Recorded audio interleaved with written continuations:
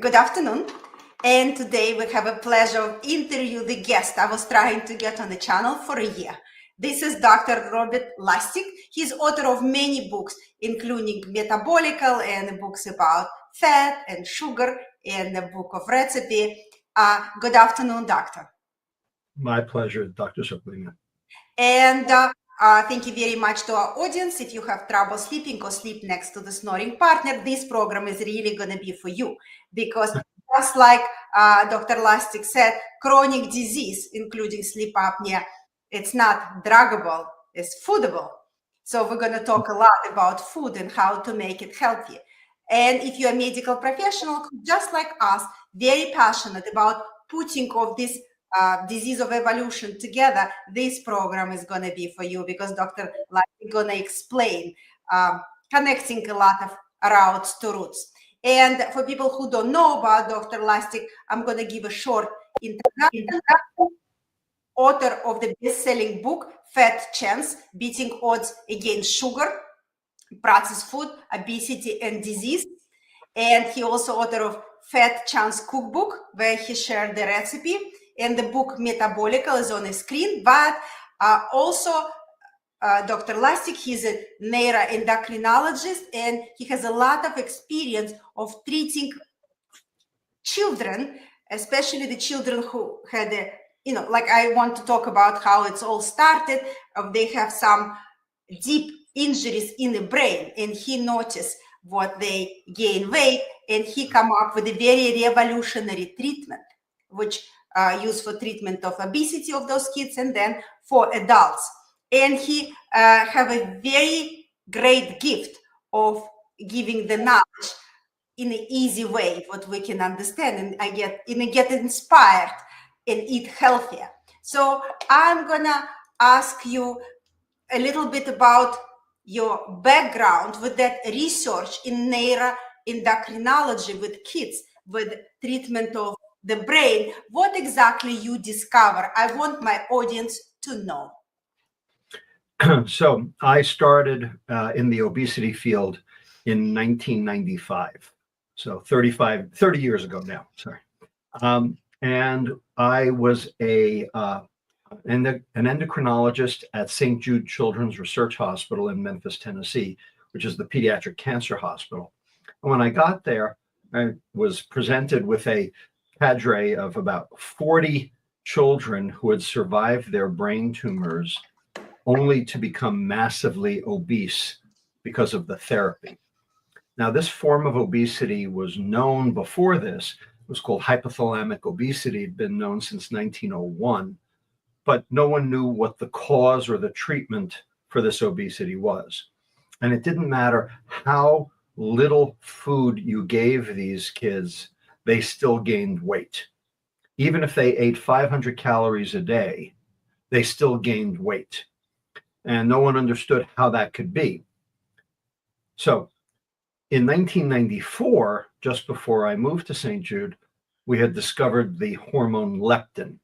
Leptin is a hormone that your fat cells make that then travels via the bloodstream to your brain and tells your brain, hey, I have enough energy on board. I don't need to eat everything. I can engage in expensive metabolic processes like puberty and pregnancy and exercise and feel good doing it.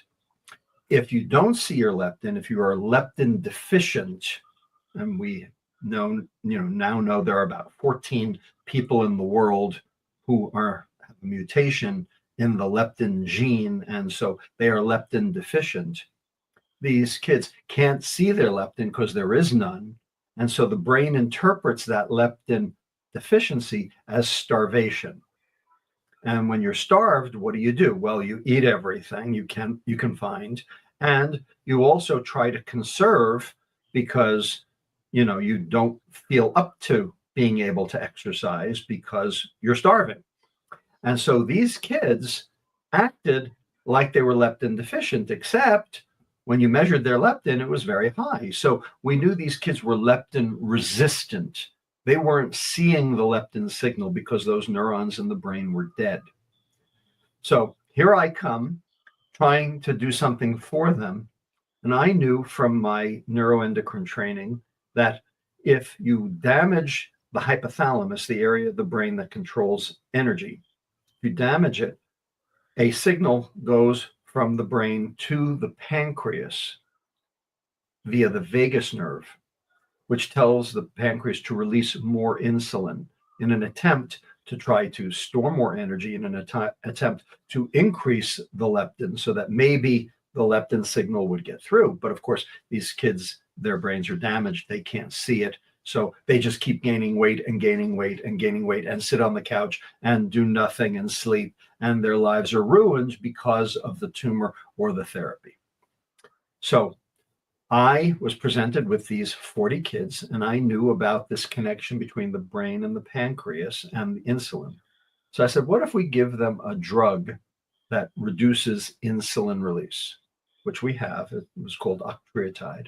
And so we started a study where we gave octreotide to these kids with hypothalamic obesity. And lo and behold, they started losing weight. But something even more remarkable occurred. They started exercising spontaneously. Okay.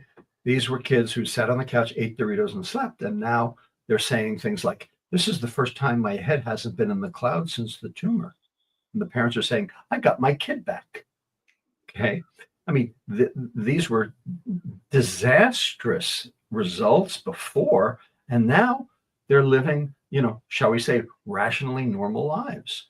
But the fact that they were starting to exercise on their own said to me that the two behaviors that we associate with obesity, the gluttony and the sloth, the increased intake, the decreased expenditure, they're actually being driven by leptin resistance, which these patients had, and the insulin that comes after it, because of the fact that the body is trying to raise the leptin levels.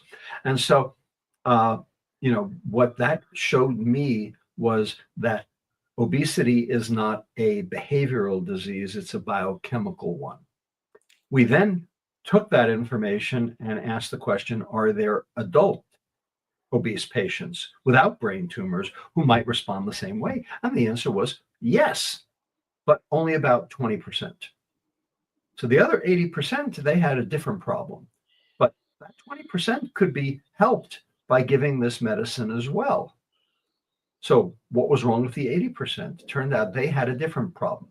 They had something called insulin resistance. And so the question became, well, what's insulin resistance and what's causing that?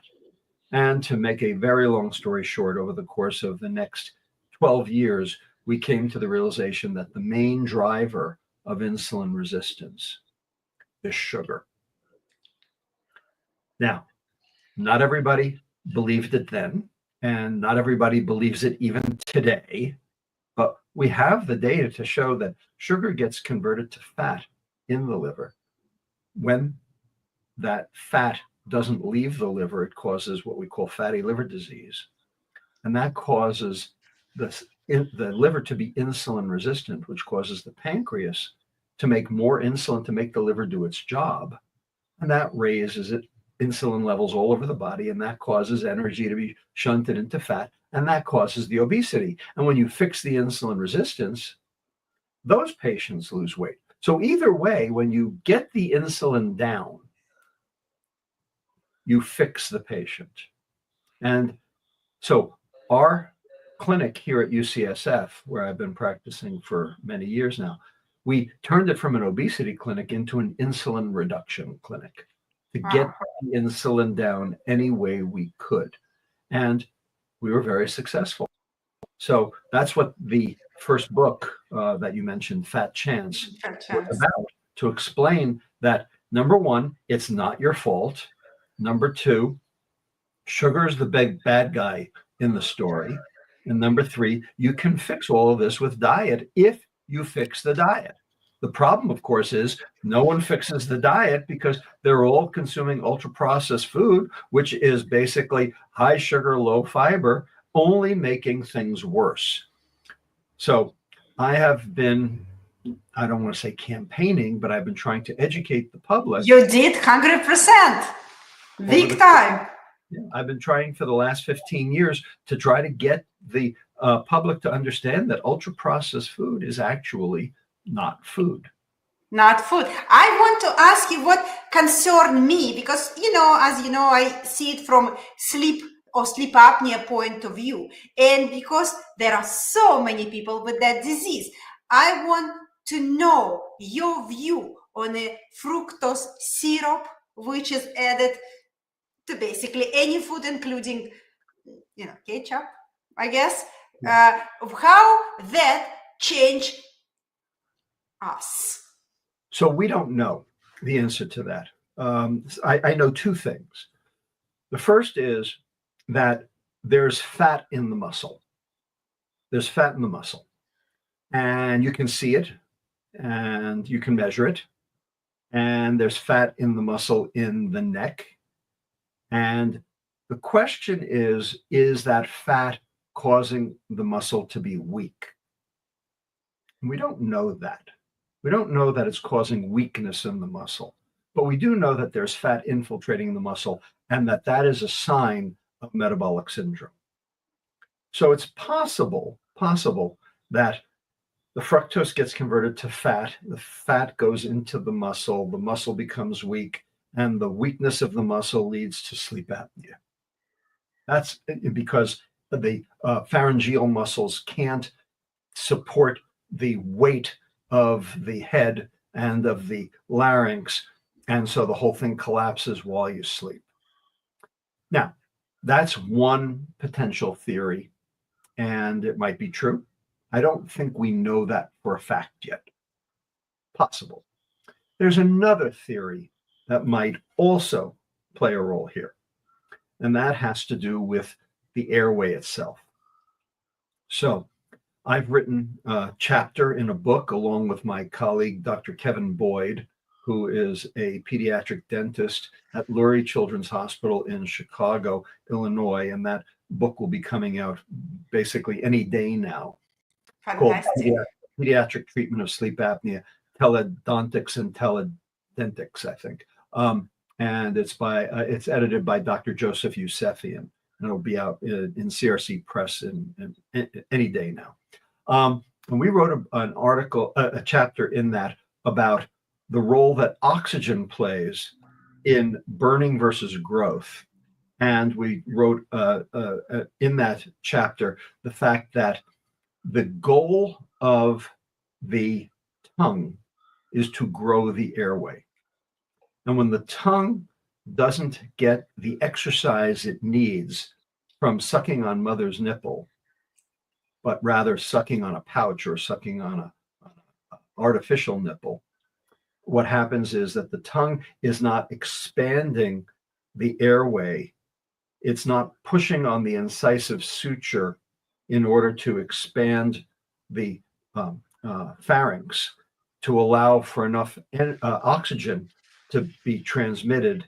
This is the primary reason why we have such a significant problem with malocclusion, and that the malocclusion is a marker for airway dysfunction, what our colleague in Great Britain, Michael Mew, calls craniofacial dystrophy. Basically, long chin, high arched palate, reduction in cross-sectional area of the upper airway, which ultimately leads to reduction in a gas exchange, reduction in oxygen, which leads to growth of various problem organs like coronary vascular smooth muscle, hormone secreting glands, etc., and therefore increasing the risk for heart disease and cancer in later life. So there's plenty of data that associates malocclusion with obesity and malocclusion with heart disease later on.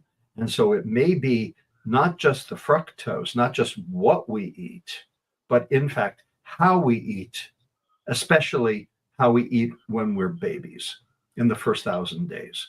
So that may play a role in and of itself, because if we didn't have that fructose, we wouldn't have those pouches. I would like to ask you, I like that epigenetic conversation we had before this interview. And can you talk about our modern diet, how is causing that epigenetic shift? Related, yes, you explained very well for the uh, function just now about the jaw size and airway size and maybe muscle strength, but the fact how it's leading us to the chronic disease, such a variety of the chronic disease, almost everyone possess. So here's what we know. We know that our environment today is very different from our environment 50 years ago in many ways. So obviously people will point to, ultra processed food, which of course is a big one. And then we will point to cars, which is a big one. And we will point to cell phones, which is a big one. And I don't disagree. They're very big and they're very relevant. But there are other things that have changed in our environment also, including exposures to chemicals that we weren't exposed to before. And those chemicals are, collectively known as endocrine disrupting chemicals, or EDCs. And these chemicals bind to either transcription factors to cause changes in growth of certain cells at certain times where they shouldn't, or bind to hormone receptors, which change the growth of those cells at certain times when they shouldn't, all of which ultimately lead to physiological dysfunctions. Okay. Now, what kind of endocrine disruptors are we talking about? Well, everything from air pollution, because that's an endocrine disruptor, to PFAS, which is in everybody, these polyfluorinated alkylated substances, Teflon being the primary one that everyone was exposed to, and it never goes away, to DDT, the insecticide that was used during World War II, which was banned in 1972, but because it's a forever chemical, you can still measure DDE, its metabolite, in the urine of pregnant women today, and the level of DDE level predicts the level of obesity in the offspring at ages 5 and 11 because it's an estrogen, and estrogen causes fat cell to accumulate, which I don't have to explain to women. They know that. And there are multiple others. My colleague, Dr. Bruce Blumberg at University of California, Irvine, has worked on a particular endocrine disrupting chemical, and it's called tributyltin, TBT. Now, tributyltin is what you put in the paint that you paint the bottom of boats with in order to keep barnacles from attaching to the hull. Mm-hmm. So it's in our entire water supply. TBT is everywhere. It's in all the water. You are exposed to TBT every time you turn on your tap today, okay? And it's almost impossible to get away from it. Turns out TBT affects epigenetics. It affects DNA expression. It binds to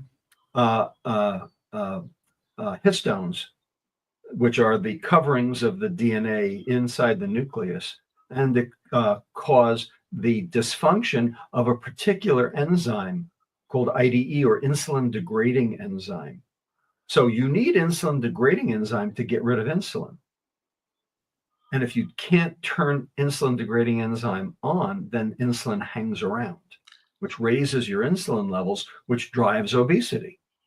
And what he's shown, what Dr. Blumberg has shown, is that when you expose an animal to TBT, that animal's great-great-grandchild has the same problem, even though they've never seen the TBT. Wow. Because that insulin degrading enzyme is still screwed up because it's made changes in the histones around the DNA. That's epigenetics. So there very well may be chemicals that we are exposed to, including TBT, but others as well, that are having negative impacts on our cells that are ultimately causing this rash of chronic metabolic diseases. In addition, we published a paper just a year ago now showing that reactive oxygen species, ROSs, oxidative stress, a common problem from these environmental chemicals, and also common problem from fructose, sugar, a common problem from other things in our diet, because mitochondria make ROSs. Okay? They can alter how cells use energy and can increase adiposity. And so ROSs are way up. We can demonstrate that in the urine of people. And it's very likely that those ROSs are sending what we call autocrine signals, signals within the cell, not even endocrine signals where you have to go through the bloodstream, but autocrine signals within the cell to actually change how energy is utilized, to switch it from burning to storing. And so that may be increasing the adiposity, and that may play a role, again, in sleep apnea, which, of course, once you have sleep apnea, then you are in a vicious cycle. So lack of oxygen only makes things worse. So, it's the gift that keeps on giving. But it sounds so scary. Tell us, Dr. Lustig, what can we do to get rid of, not get rid of, or at least to decrease the exposure? And I like how you talk about foodable and druggable disease. Maybe applying that formula to feed the gut and protect the liver, people can use when they do food shopping. Right. So a lot of the chemicals that we're exposed to are forever chemicals. We're never going to get rid of them. It's been estimated that in order to get rid of all the environmental chemicals that are causing problems, it would cost 7 times the GDP of the entire world for 10 years to be able to do that. Well, that ain't going to happen. So we're kind of stuck from all of our, better living through chemistry, ideas. We're kind of stuck with this baseline endocrine disruption that we've basically brought upon ourselves. And I have no idea how to fix that. I just don't. However, I think based on the data that's out in the literature, that's about 20% of the problem. The other 80% are endocrine disruptors that we have control over, that we could do something about. And most of them are in the food. Now, the big one, the big kahuna, the 2,000-pound gorilla in our diet that is causing metabolic havoc is sugar. Okay, it's not the only one. The lack of fiber is also a problem. The lack of omega-3s is also a problem. The presence of emulsifiers is also a problem. I don't disagree. All of these are the components of ultra-processed food. But sugar is the one that preferentially gets turned into fat in the liver. Sugar is the one that releases more reactive oxygen species. And most important, sugar is the one that causes the aging reaction, and sugar is the one that's addictive. And sugar is the one that the food industry specifically adds to the food for its benefit, not for yours. So for me, knowing what I know and, having surveyed the situation, okay, for me, the single biggest bang for the buck would be to get our sugar consumption down. But in order to do that, we need the cooperation of the populace, we need the cooperation of the federal government, we need the cooperation of the doctors, and most importantly, we need the cooperation of the food industry. And that is what I am working on. I love your pictures with the love. how you show what food industry made us associate sugar with the love. Everybody wants to be loved in a way, and they put the sugar on a picture, in a different type of food. Well, But they've equated sugar with happiness, and it's not. yes. Sugar with the happiness. Like I said, love, but yes, it's true. It's happiness. And I interview on my channel Michael Moss, who kind of sing the same song, but from the big corporation, view from that view. But you're talking about sugar and you're talking about fructose. So is it any good sugar? Well, so first of all, what is sugar? So sugar are 6 molecules. 6 different molecules go under the heading of sugar. So sugar is either a monosaccharide or a disaccharide. It is either 1 molecule or 2 molecules. And here are the 6 sugars. There are 6 of them.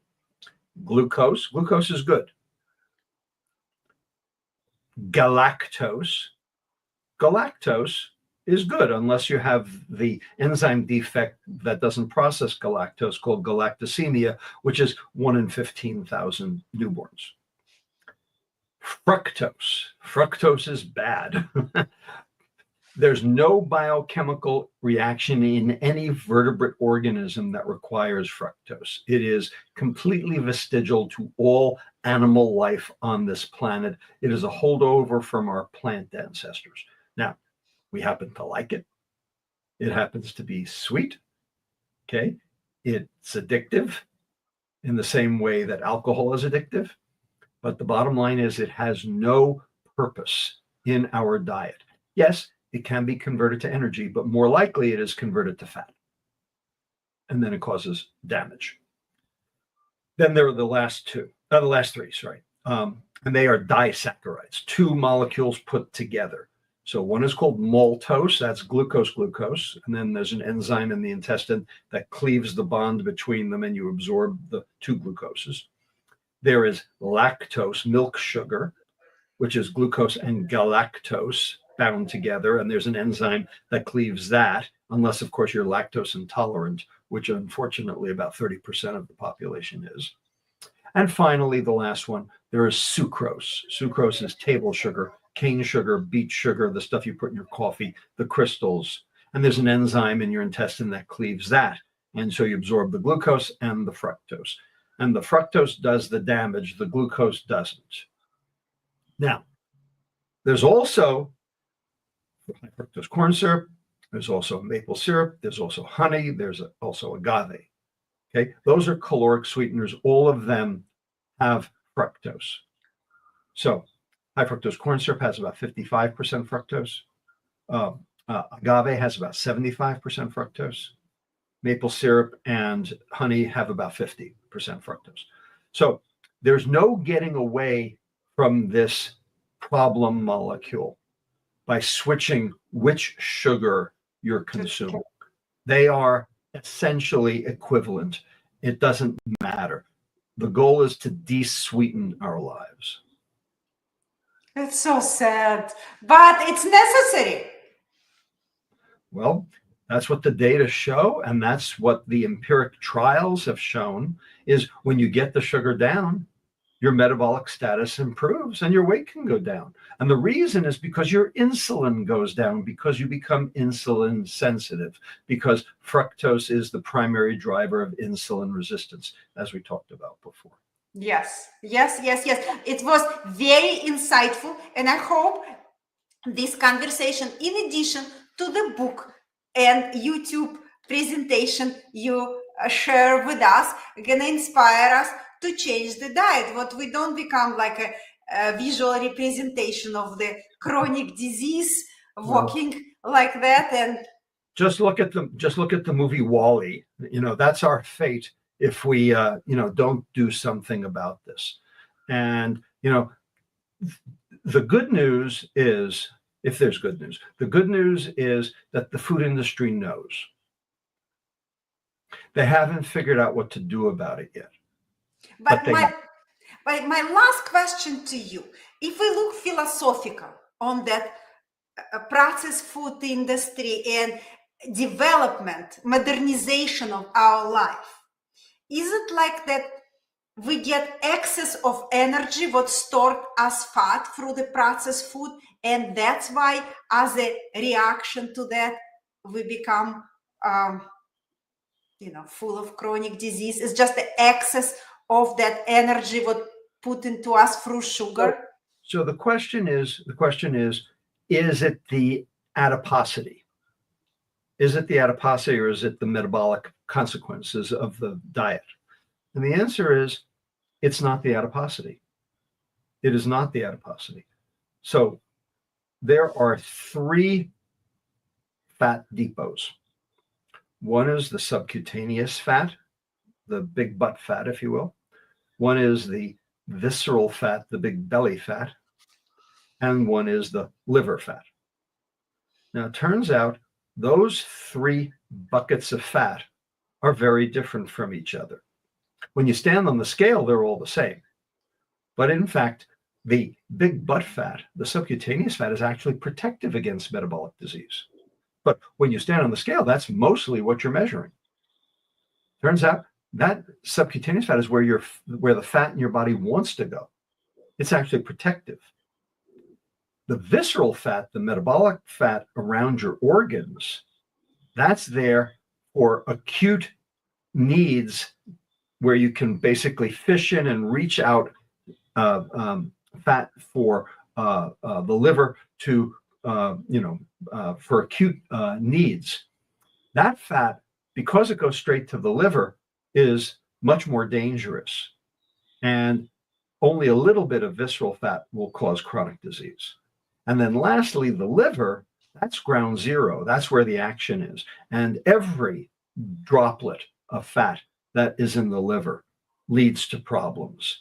So you might be able to gain 10 kilos of subcutaneous fat before you get sick, or you might be able to gain 2 kilos of visceral fat before you get sick, or you might be able to gain a half a kilo of liver fat before you get sick. So 10 kilos to a half a kilo, which one's worse? The half a kilo of liver fat, because the liver is ground zero. The liver is what you want to work, and it's what's not working. So it's not the adiposity, it's where the adiposity is. And the subcutaneous fat is, everything you eat. The visceral fat is actually stress and cortisol. And the liver fat is primarily sugar and alcohol. So you have different reasons for the different fat depots. So again, the goal is to get rid of the liver fat to improve the insulin sensitivity. The best way is cut the sugar. Thank you very much, Dr. Lustig. It was really informative and inspiring for me to stop eating anything sweet, what I love so much. So thank you very much. And again, read the books what Dr. Lustig wrote, and we get all the wisdom. Thank you. Thank you for having me.